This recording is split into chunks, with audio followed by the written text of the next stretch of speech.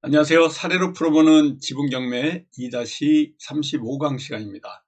매일같이 제가 반복해서 말씀드리는 지분경매 해결하는 두기둥 소송과 협상에 대해서 오늘도 공부해 나가도록 하겠습니다. 지분경매 소송과 협상에 관련된 이러한 그 프로세스 내용이 사례로 풀어보는 지분경매 표지 뒤편에 있는데요. 박스에 있습니다. 5+5로 있어요. 내용 증명 보내기, 부동산 가압류, 부당이득금 반환 청구 소송, 그리고 부동산 처분금지 가처분, 공유물 분할 소송, 이렇게 5가지가 소송에 관련된 프로세스입니다. 그리고 협상과 관련해서는요, 시옷, 이응, 지읒, 시읒2 머리글인데요. 상급자 법칙, 엄살 부리기, 질문하기, 첫째 안에 예스하지 않고 또 침묵으로 종결하는, 이렇게 소송과 협상에 관련된 5+5가 핵심 포인트로 나와 있습니다. 해결 프로세스 무기로 사용해 가지고 지분경매에서의 이러한 그 여러 알 수 있는 여러분들의 사항들을 같이 풀어나가는 시간입니다. 오늘 시사와 뉴스 한번 살펴보도록 하는데요. 우리가 지분경매 투자하는 데 있어서도 전체 글로벌 시장과 국내 정치, 경제, 사회 관련해서 이런 영향을 미칠 만한 요소들을 같이 아침에 저하고 같이 살펴보는 시간입니다. 일단은 오미크론과 관련된 이 확진자 수가 11만 명 어제 넘어갔고요. 오늘도 역시 토요일인데도 불구하고 10만 명 전후에 확진자가 나올 걸로 보이고 있습니다.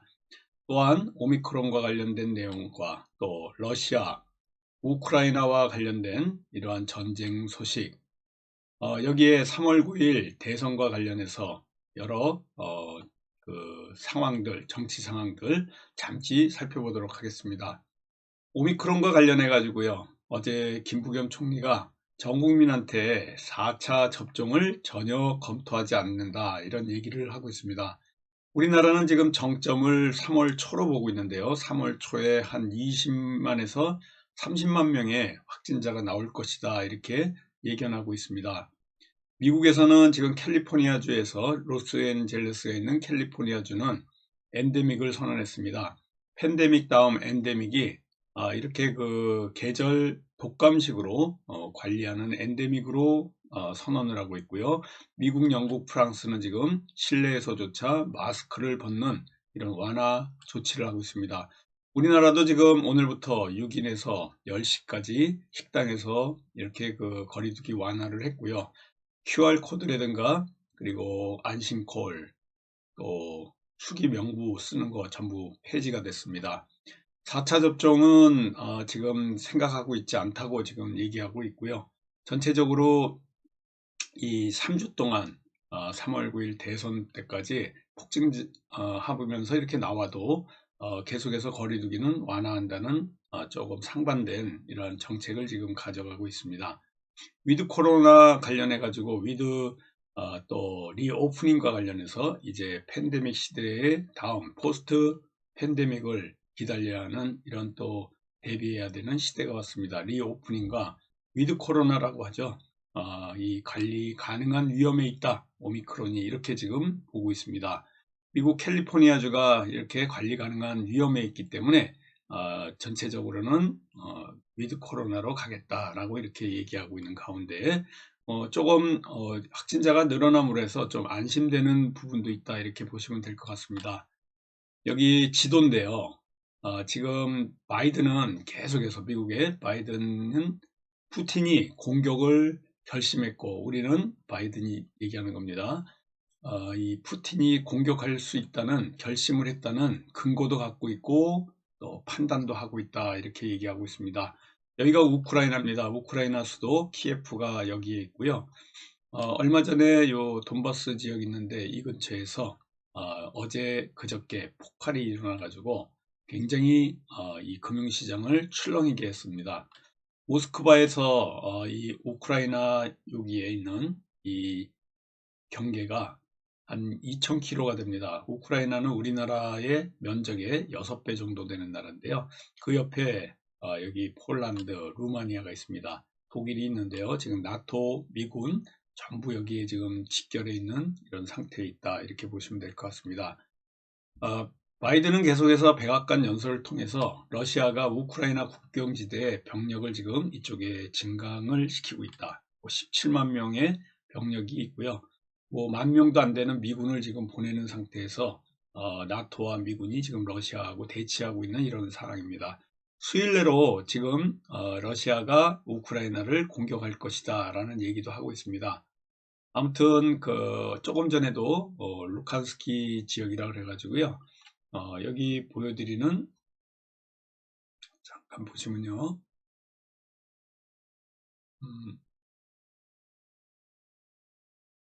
여기 보여드리는 루칸스크라는 공화국이 있는데요. 여기에서 가스관 폭발도 조금 전에 또 일어나가지고 아직도 우크라이나와 러시아 간의 이러한 대립이 굉장히 첨예화되고 있다, 이렇게 보여집니다. 이렇게 싸움이 난 근거가 나토, 북대서양 이 방어기구에 있는 이 나토에 우크라이나가 가입을 하나 안 하냐, 이 문제를 놓고 지금 싸우고 있습니다. 러시아가 지금 나토 가입을 반대하고 있고요. 서방 측에서는 우크라이나가 지금 들어와야 된다. 러시아는 우크라이나가 자국이라고 생각하는 이러한 정서를 가지고 있습니다. 우크라이나라는 이름은 많이 들었지만은 세계 지도를 펴보면 어디에 있는지 짚어보라 그러면 우리나라 대부분의 사람들이 전혀 모르고 있습니다. 이런 굉장히 먼 나라에서 이렇게 전쟁이 난다 그러는데 우리나라 수출에도 영향을 미칠 거고요. 여기서 전쟁이 나면 3차 대전이 일어납니다. 그래서 계속해서 연일 코스피나 코스닥 같은 금융시장이 이 우크라이나 사태의 조금 움직임에 따라서 완전히 출렁대고 있습니다. 이 우리나라 대륙 반대편에 있는데 중국은 타이완하고 싸우고 있고요. 또 미국은 지금 우크라이나와 러시아하고 이렇게 또 싸우고 있는 이런 지역 패권이 우리 이런 투자 시장에도 영향을 미칠 수 있습니다. 우크라이나는 이 러시아가 옛날 구소련인데요. 거기에 같은 구성원이었습니다. 우리나라 크게 6배가 되고 유럽 대륙에 러시아 다음 가는 이제 규모인데요. 토질이 비옥해가지고 이 세계 최대의 곡물 생산국입니다. 일 생산량이 전 세계의 20%를 차지하고 있기 때문에 여기를 위해서 러시아가 굉장히 이 심혈을 기울이고 있고요. 우크라이나는 1700개의 핵을 가지고 있었습니다. 170개의 ICBM도 있었는데 이거 전부 구소련에 다 반납하는 바람에 우크라이나가 독립을 할 수 있었는데, 이 러시아 천연가스 가는 독일, 이런 폴란드 옆에 여기 독일이 있는데 이리로 가는 길목입니다. 벨라루스로 해서 가는 길이 있고요. 이렇게 천연가스가 가는 이 LNG 천연가스 실어나르는 이러한 길목입니다. 여기가 지금 흑해인데요. 이 흑해를 통해 가지고 또 지중해로 가는 또 이 길목입니다. 이러한 아주 지정학적으로 중요한 위치를 차지하고 있는 우크라이나, 결국은 나토에 가입할 수 있냐 못하냐, 이걸 두고 지금 싸우고 있는 겁니다. 우크라이나가 나토 가입을 완전히 포기하면 러시아군은 철수할 걸로 이렇게 보이고 있는데요. 아마 제 생각에는 이 우크라이나 러시아 사태는 전쟁까지는 가지 않을 것이다 라는 게 저의 이런 생각입니다. 우리가 지금 이런 투자를 하면서 러시아하고 우크라이나 사태도 조금 생각해야 되는 부분들이, 항상 이 금융시장이라든가 부동산 시장 전체적으로 이러한 국제 정치, 국제 경제가 영향을 미치는 글로벌 시대에 살고 있기 때문에 우리가 이러한 조금 이러한 것들은 알아야 된다, 이렇게 보시면 될 것 같습니다. 오늘은 공유물 분할 소송과 관련해 가지고 이게 아니고요. 공유물 분할과 관련해서 제가 준비해 놓은 게 있는데, 자백관주와 관련된 겁니다. 이 공유물 분할 소송을 했을 때 이 상대방이 재판에 나오지 않을 때 이러한 무변론 승소하는 경우가 있습니다. 공유물 분할 소송을 자백간주를 얘기하는 거죠. 자백간주 판결, 무변론 승소, 뭐 이런 얘기인데요. 공유물 분할 소송을 하게 되면 상대가 아예 변론에 나오지 않을 때, 이럴 때 이 자백간주 판결을 받는 경우가 굉장히 많은데요. 이런 경우에 어떠한 이러한 그 판결, 주문을 받는지, 우리가 청구 취지에 어떠한 그 경매에 의해서 배당에 대한 판결을 해달라, 현물 분할을 해달라, 또 가격 배상을 해달라, 이러한 청구 취지를 내게 되면요, 판사님이 주문에 의해서 판결을 냅니다. 우리 원고가 주장한 그대로 판결을 내주게 되면 바로 이기게 되는데요. 처음 소송에 들어가기 전에 협상이 공유자들하고 불발이 됐을 때 내 지분을 사가거나 같이 합쳐서 내다 팔거나 상대방 거를 이렇게 사오는 경우가 있는데요. 그것도 다 결렬이 되면 판결을 받게 됩니다. 그래서 공유물 분할 소송을 제기하게 되면은 거기에 나오면 되는데요. 상대방이 답변서도 제출하지 않고 또 변론에도 나오지 않을 때, 이렇게 법원 출석까지 거부하는 상황이 된다. 그러면 자백간주, 바로 여기서 제150조 자백간주 민사소송법에 있습니다.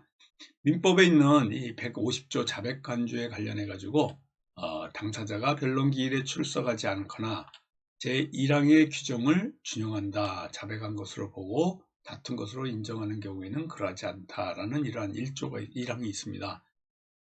그래서 이렇게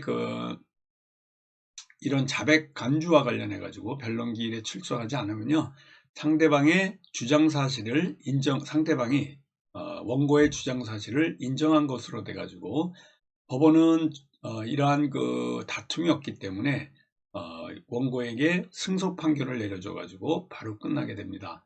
그랬을 때 원고는 경매에 붙여 각 지분 비율대로 나눠가자라는 이러한 배당 판결을 받게 되면 형식적 경매를 진행해 가지고 낙찰 대금에서 배당을 받기 때문에 바로 끝나는 경우가 굉장히 많습니다. 아무튼 이러한 자백간주 상황을 공유물 분할 소송을 하다 보면 자주 만나는 경우가 있는데요. 이럴 때 또 사용되는 이러한 그 자백간주 민법 150조 자백간주에 대해서 살펴보도록 하겠습니다. 오늘은 지금 전자소송에서 지난주에 이어가지고요, 이 부동산 처분금지 가처분 조금 다루고서 마치도록 하겠습니다. 부동산 처분금지 가처분, 지금 오늘 우리 교재 167페이지라는데요. 원고가 공유물 분할 소송을 제기하기 앞서 보전 처분인 부동산 처분금지 가처분을 신청해 꼭 하는 건 아니지만요, 타 공유자가 자기 지분에 어떠한 그 제한 물건을 일부러 원고에게, 우리 투자자들에게 해를 주기 위해서 어떤 제한 물건, 근저당, 가등기, 가압류, 또 압류, 이러한 것들이 들어왔을 때 완전히 이 무용지물이 될 수 있게 만드는 방법이 바로 부동산 처분금지 가처분을 타 공유자 지분에 올려놓는 겁니다. 만일의 경우를 대비해 가지고 압박의 수단도 될 수 있고요.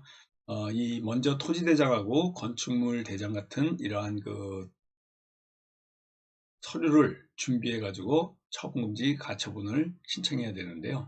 목적물 가액을 산출하기 위해서 바로 토지 공시지가와 건물 시가 표준하는데, 지난주에도 말씀드렸지만 대한법률구조공단의 소송비용 자동 계산을 통해 가지고 이렇게 진행을 하시면 됩니다.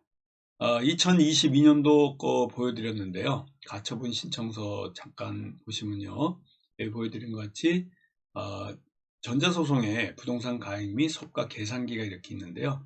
이건 작년도에 했던 우리 제자분이 만들었던 소가 계산기인데, 전자소송 안에도 이런 소가 계산기가 있고, 아까도 말씀드린 것 같이 법률구조공단의 소가 자동 계산기에도 있습니다. 여기에 보시는 것 같이요, 각 건물의 용도라든가 공시지가, 신축가격, 지금 여기는 2021년도에 신축가격이 있고 22년도에는 77만 원으로 상향됐습니다. 매년 상향돼 가지고 올라오고 있는데요. 2021년도 74만 원, 22년도 올해 77만 원으로 이렇게 올라와 있습니다. 토지 면적, 건물 면적까지 쭉 넣어가지고요. 여기 한꺼번에 이렇게 가감산율, 소의 종류, 여기 보시면은 이 2분의 1이 아니고요. 이건 3분의 1로 지금 소의 종류는 공유물 분할 소송은 3분의 1이라는 숫자를 넣어야 됩니다. 그러면 계산 결과가 이렇게 쭉 나오게 되는데요. 이걸 통해 가지고 전자소송에 관련해 가지고 부동산 가액과 또 이러한 소가 계산을 하는 겁니다. 소가 계산하는 이유는 공유물 분할 소송에서 여러분들이 또 이러한 내용을 갖고 인지를 사서 인지를 제출하기 위해서 소가를 계산하는 겁니다. 공유물 분할 소송은 얼마를 받는 이런 소송이 아니기 때문에 인지액을 산출할 수가 없습니다. 그래서 아까 소송 계산기를 통해 가지고 건물의 면적, 또 토지의 공시지가, 용도, 또 위치, 구조 이런 것들을 전부 복합해 가지고요. 나중에 3분의 1이라는 상수를 넣어서 소가를 계산하면 이 소가를 통해 가지고 인지를 얼마를 내라 하고는 이러한 공유물 분할 소송의 인지값을 만들려고 하는 것이다 라고 아시면 될 것 같습니다. 자, 전체적으로 채무자는 별지 목록 기재 부동산에 대해서 매매 증여 양도 전세권 저당권 같은 이러한 임차권의 설정 등 기타 일체 처분 행위를 해서는 아니 된다라는 재판을 구한다는 신청 취지의 부동산 처분금지 가처분을 넣는 거고요. 이거 실제로 사용했던 부동산 처분금지 가처분에 우리 이 실전반의 제자분이 만든 이 신청 취지, 신청 이유 쭉 보시면서 오늘 부동산 처분금지 가처분 어떻게 쓰는지 한번 살펴보도록 하겠습니다. 여기 보시면요, 신청 이유입니다. 피보정 권리 발생 및 경위, 당사자의 관계, 채권자 1, 2 이게 원고에 해당하는 거죠. 부동산 처분금지 가처분은요, 채권자 채무자라고 그러고 상대방은 채무자라고 하는 겁니다. 또 이 부동산이 길기 때문에 별지 목록에다가 따로 종이에다가 적어서 부동산의 위치라든가 이러한 주소라든가 이러한 내용들을 적는 형식적인 어떤 별지 목록을 만드셔야 됩니다. 9분의 2 지분을 산 거죠. 채권자 1이 9분의 1, 채권자 2가 9분의 1 합해서 9분의 1을 샀는데 경매법원을 통해 가지고 매각 대금 잔액을 납부하고 이전 등기를 격려함으로써 소유권 취득한 진정한 소유자다라고 하는데요.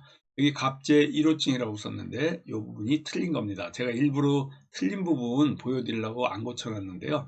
소갑이라고 써야 됩니다.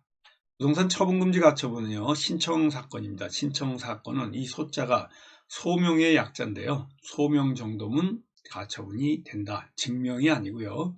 소명 정도 하면 된다라고 하기 때문에 그때 소자다 이렇게 보시면 될 것 같습니다. 여기에 소자가 빠졌는데요. 소갑제 1호증, 소갑제 2호증 이렇게 적어 주셔야 되는 거다 이렇게 아시면 될 것 같습니다. 또한 협상이 결렬돼서 채권자들은 채무자에게 여러 차례에 걸쳐 별지 목록 부동산의 공유지분 해소 문제에 대해서 협의하려고 다양한 협상을 위한 노력을 했는데 안타깝게도 협의가 원만하게 진행되지 않아 공유물 분할 소송을 준비하기에 이르렀다. 이런 내용입니다. 문자를 서로 보내었던 것들을 이렇게 소갑제 3호증으로 내는 거고요. 피보정 권리, 공유물 분할 청구권에 의해서 내가 보호받을 권리가 뭐냐? 피보정 권리는 공유물 분할 청구권입니다. 이 피보정 권리를 가처분 신청하실 때 쓰지 않으면 각하되기 때문에 공유물 분할 청구권이라는 피보정 권리를 꼭 써주셔야 된다라는 것을 알게 됩니다. 이 뒤에 내용 대법원 판례부터 이 내용은 다음 주에 같이 공부해 나가도록 하겠는데요. 제가 설명할 부분이 굉장히 뒤에 깁니다. 이게 길기 때문에 잠깐 사이에 할 수가 없어서 다음 주에는 이 신청 취지, 피보정 권리가 공유물 분할 청구권에 대해서 왜 이 가처분을 할 수밖에 없는 필요성에 대한 것들을 같이 공부해 나가도록 하겠습니다. 우리 밴드 찾고자 하시는 분요, 지분경매 밴드 찾아서 밴드 전체 검색란에 지분경매라고 넣으셔가지고요, 이 소송, 협상, 지분경매 이 노란 표지가 있는 밴드 찾아서 가입하시면 됩니다. 우리 매주 수요일마다 진행하는 23일 날 이번 주 수요일 날에도 진행을 합니다. 6개월 과정이고요. 수시로 등록이 가능한 실전반 6개월 과정입니다. 우리 홍범기 사무총장님 010-6899-9074 홍범기 사무총장님한테 문의하셔가지고 등록하셔서 오시면 됩니다. 서초동 또 이 교대역 13번 출구 근처 강의실에서 있는데요. 우리 학원에 등록하시기 위해서는 6개월 오프라인 과정이 400만 원이고요. 온라인 과정도 400만 원인데 이 온라인 과정은 2018년부터 현재까지의 이러한 그 온라인 교육이 쭉 들어있는데요. 엄청난 양입니다. 이 온라인 교육을 통해서 교육을 받으시면요. 엄청난 내용들을 여러분들 숙지하고 배워나가서 이 지분경매의 선수가 될 수 있는 이러한 공부 방법입니다.